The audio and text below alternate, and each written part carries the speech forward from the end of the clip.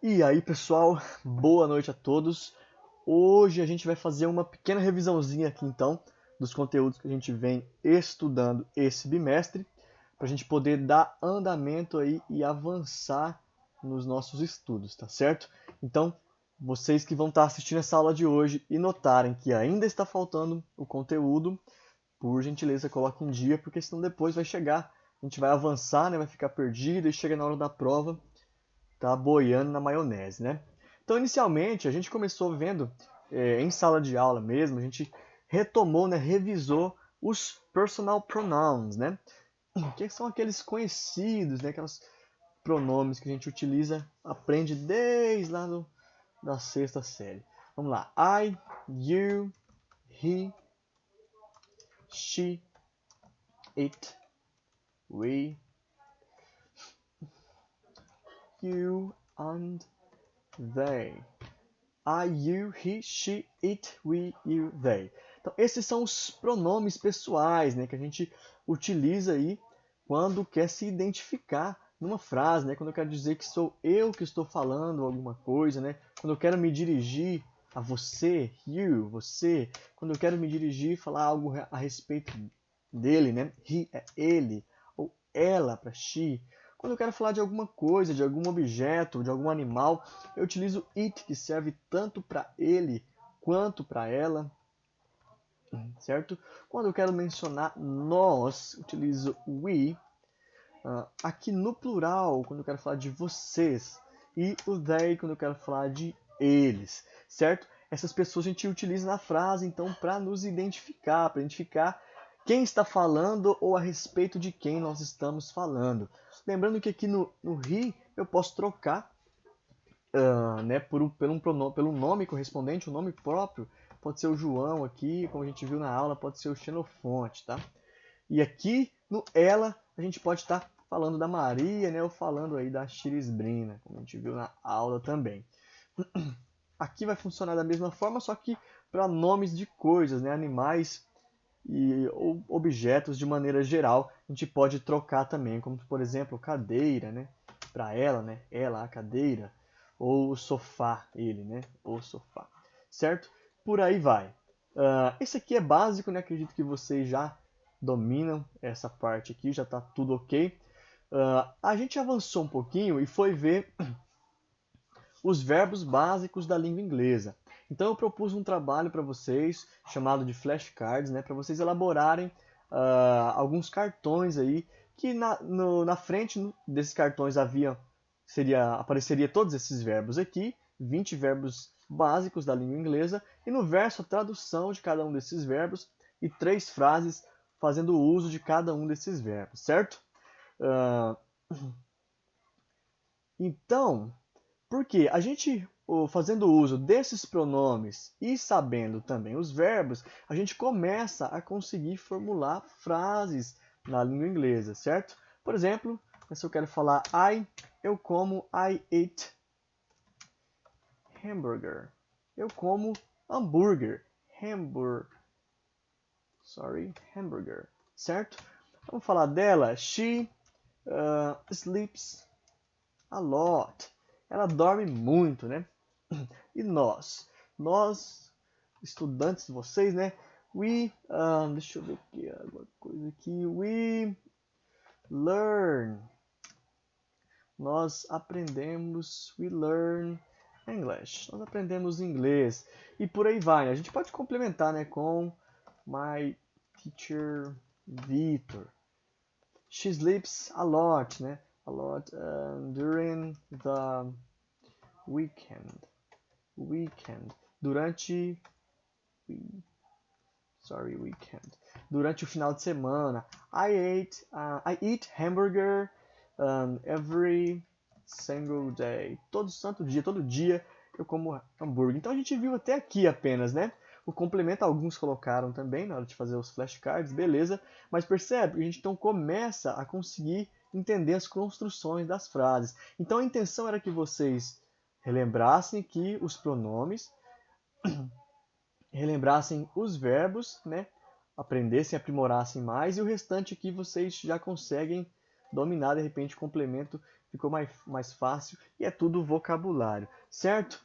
O detalhezinho que eu expliquei para vocês é aqui, na terceira pessoa do singular, né? Lembrando, então, lá nos pronomes a gente chama he, she e it de terceira pessoa do singular. Esses três aqui, vou dar até um espaço aqui. Terceira pessoa do singular. Esse, terceira pessoa do singular e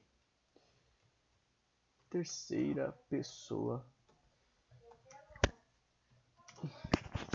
do singular. Beleza? Quando chega na terceira pessoa do singular, o verbo, né, que era I sleep, que eu coloquei aqui to sleep, na forma afirmativa, era para ela estar aqui em algum lugar. Mas beleza, vamos lá.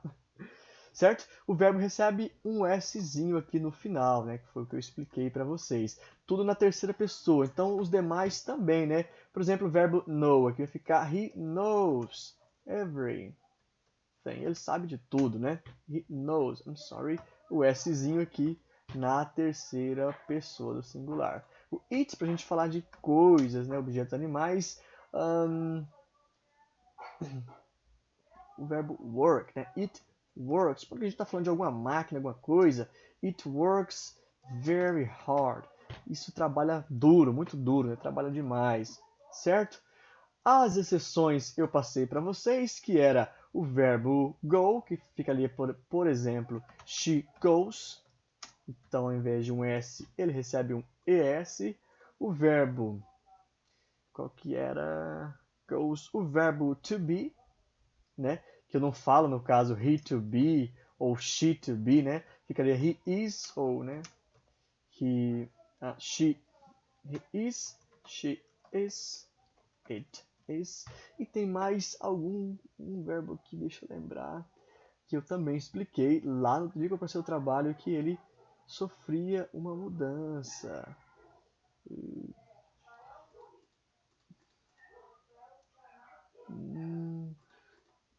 Tá, eu não lembro qual deles que é aqui agora, mas não importa não. Quem fez o trabalho tá ciente, tá ok? Tava lá nas explicações. Certo, então olha só que interessante. Apenas com esses dois conhecimentos aqui, a gente já consegue formular frases. E essa era a intenção, que vocês passassem a formular frases. Aqui a gente está vendo apenas as frases. Opa, perdão que meu mouse travou bem agora. Acho que a pilha dele está acabando. É assim mesmo. Deixa eu voltar aqui. Opa, acho que ele não voltou não. Tá, vou por aqui mesmo. Vamos lá. A gente viu apenas aqui as frases no afirmativa, né? Então, se a gente fosse ver na negativa, ficaria algo como, por exemplo, she doesn't go to the party. She goes to the party. Frase afirmativa, she doesn't go to the party. Frase na negativa. E se eu quisesse ainda elaborar uma frase aqui, fazendo uma pergunta, seria does she go to the party?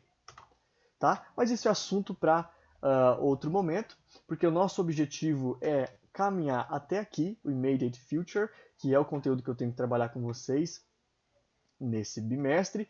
Então, até agora, está sendo só como revisão para a gente ter condições de chegar aqui e entender, né, como que formula esse tempo verbal e qual o significado dele, certo? Avançando, então, posteriormente à retomada aqui dos verbos básicos da língua inglesa e dos pronomes, certo? A gente vai focar um pouco no verbo to be hoje, na aula de hoje, porque quando eu vou falar do immediate future, eu preciso entender o funcionamento aqui do verbo to be, porque a estrutura básica para formar o immediate future, eu tenho um pronome, que a gente já aprendeu, que funciona como um sujeito na frase, eu tenho o verbo to be, né, pronome, mais o verbo to be, mais o going to, certo? Mais o verbo principal, que é um dos verbos que a gente já trabalhou. Eu vou estar batendo sempre na mesma tecla desses 20 verbos, tá? Nesse bimestre, mais o complemento, que pode ser qualquer coisa, né? Então, I am going to eat Vamos por aqui, after class. Immediate future, como o próprio nome já diz, é um futuro imediato, né? Então, logo depois da aula, eu vou comer aí alguma coisa, né? I'm going to eat hamburger. Vou pegar o primeiro exemplo lá, hamburger. Nossa, quem tá colocando esse I am going to eat hamburger after class, certo? O nosso objetivo é chegar nessa construção aqui, no immediate future, mas para isso a gente tem que inicialmente entender o funcionamento do verbo to be, além do funcionamento aqui dos verbos básicos, no caso que vai funcionar como verbo principal na nossa frase, e também o sujeito. Galera, eu espero que está ficando claro a explicação para vocês. Qualquer dúvida, vocês podem me perguntar no privado aí, beleza? Então, na aula de hoje, a gente vai focar aqui no verbo to be. Vou passar um vídeo, então, para vocês, com a explicação do professor Mário Vergara. É interessante aproveitar o material já disponível na internet, aproveitando que vocês estão em casa, né? E é um material bem bacana, um formato de vídeo, né? Como eles fazem um vídeo profissional, a gente consegue aproveitar sim, tá? Para estar dando uma introdução no conteúdo, revisão também, porque vocês já conhecem um pouco do verbo to be. Então a gente vai ver o significado, a aplicação do verbo to be. Depois eu vou passar um outro vídeo com alguns exercícios sendo resolvidos para vocês acompanharem e posteriormente vocês vão acessar o meu canal aqui no YouTube, novamente vão assistir um vídeo em que eu oriento a aula para vocês fazerem atividades então de fixação do verbo to be, beleza? Então vou encerrando por aqui o vídeo de hoje e vou deixar na sequência o cronograma para nossa aula então a respeito do verbo to be, beleza? Bye bye!